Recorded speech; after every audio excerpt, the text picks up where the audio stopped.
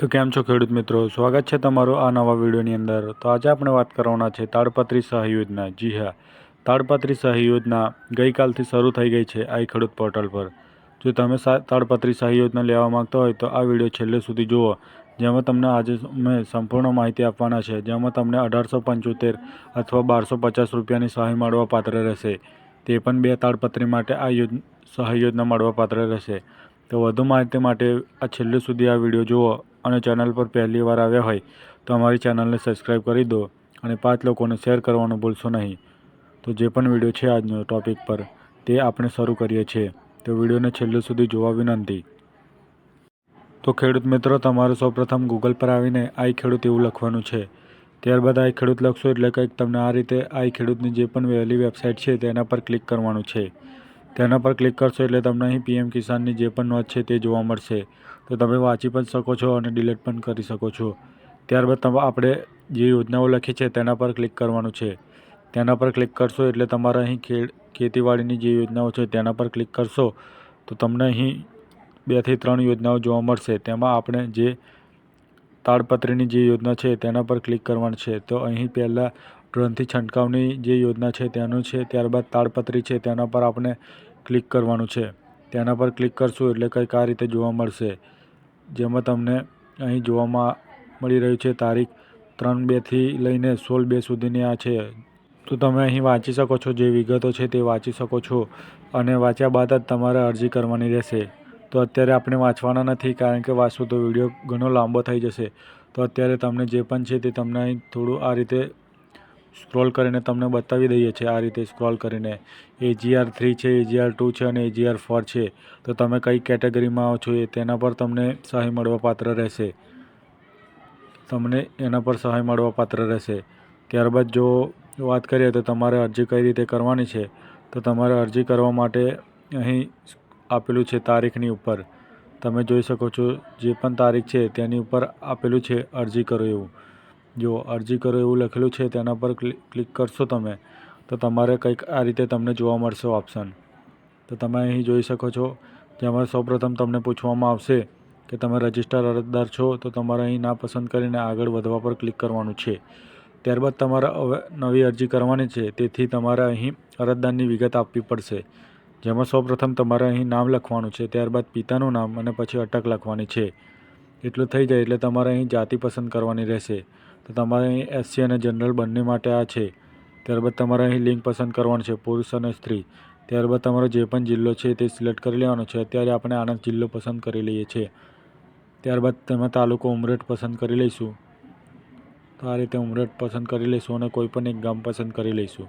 તો આપણા અહીંમાં ગામ છે તે પસંદ કરી લઈએ છીએ। ત્યારબાદ તમારું સરનામું અહીં લખવાનું રહેશે। તો સરનામું આપણે લખતા નથી, તમે તમારું સરનામું લખી દેજો। પિનકોડ નંબર આપણે અહીં ખોટો પિનકોડ નંબર લખી દઈએ છીએ તમારી સામે એક્ઝામ્પલ માટે। તો તમે અહીં આ રીતે કંઈક પિનકોડ નંબર તમારે લખવાનો રહેશે। ત્યારબાદ તમે દિવ્યાંગ હોય તો હા કરો અથવા ના કરી શકો છો। ઈમેલ ના હોય તો ચાલે। તમારે અહીં ખેડૂતોનો પ્રકારમાં નાના ખેડૂતો સિલેક્ટ કરી લેવાનું છે।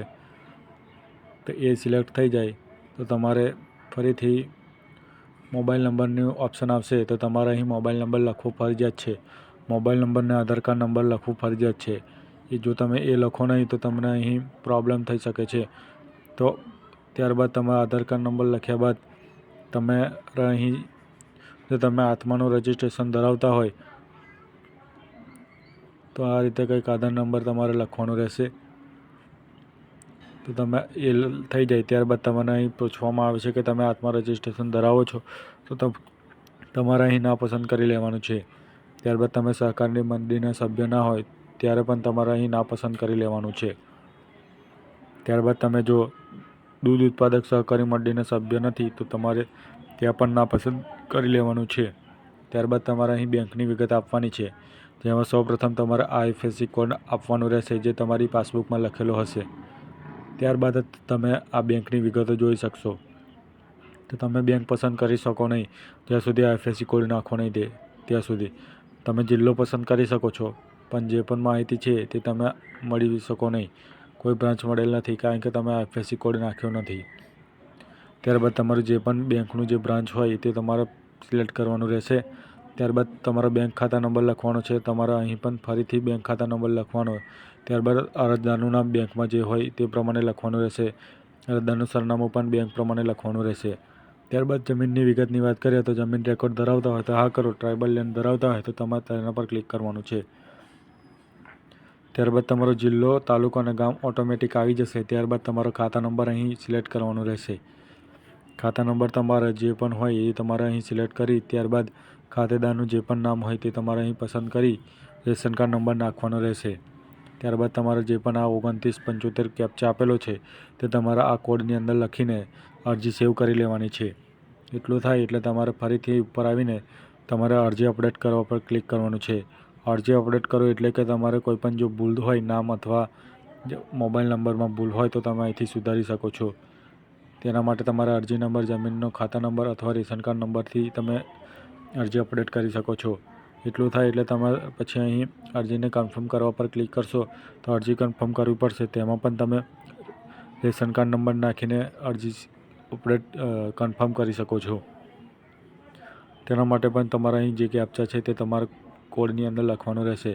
ત્યારબાદ તમારે જે અરજીની પ્રિન્ટ હોય તે ડાઉનલોડ કરવાની રહેશે. તો તમારે અરજી નંબર, જમીનનો ખાતા નંબર અથવા રેશન કાર્ડ નંબર નાખી જે પણ આ કેપ્ચા આપેલો છે 1412 એ તમારે કોડ નાખીને તમે સેવ અરજી પ્રિન્ટ ડાઉનલોડ કરવાની રહેશે. તો અત્યારે જોઈ લઈએ છે કે આ ખેડૂતમાં જે આમાં દસ્તાવેજની જરૂર પડશે તો તેના માટે ફરીથી આપણે આવી જવાનું છે અને ખેતીવાડીની યોજના પર ક્લિક કરશું. તેમાં તાડપત્રી યોજના પર ક્લિક કરશું તો આપણે જોઈએ કે દસ્તાવેજોની યાદી આપેલી હોય છે. તો અહીં જોઈએ કે શું દસ્તાવેજ જોઈશે. તો તમે અહીં જોઈ શકો છો કે અન્ય કોઈ દસ્તાવેજોની જરૂર નથી.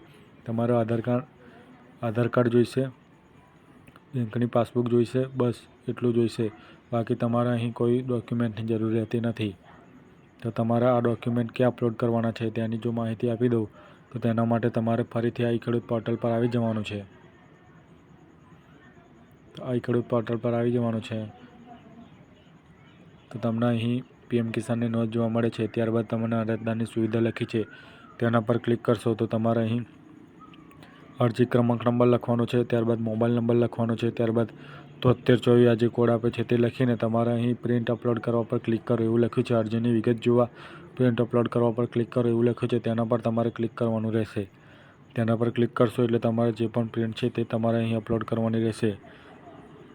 તો તમારે એ PDF ફોર્મેટમાં અપલોડ કરવાની રહેશે. જેની અંદર તમારે દરેક પાસબુકની પણ ફોટો આવી જશે અને અન્ય ફોટા પણ આવી જશે. તો વિડીયો સારો લાગ્યો હોય તો અમારી ચેનલને સબસ્ક્રાઈબ કરો અને 5 લોકોને શેર કરવાનું ભૂલશો નહીં. તો મળે છે નવા ટૉપિક પર.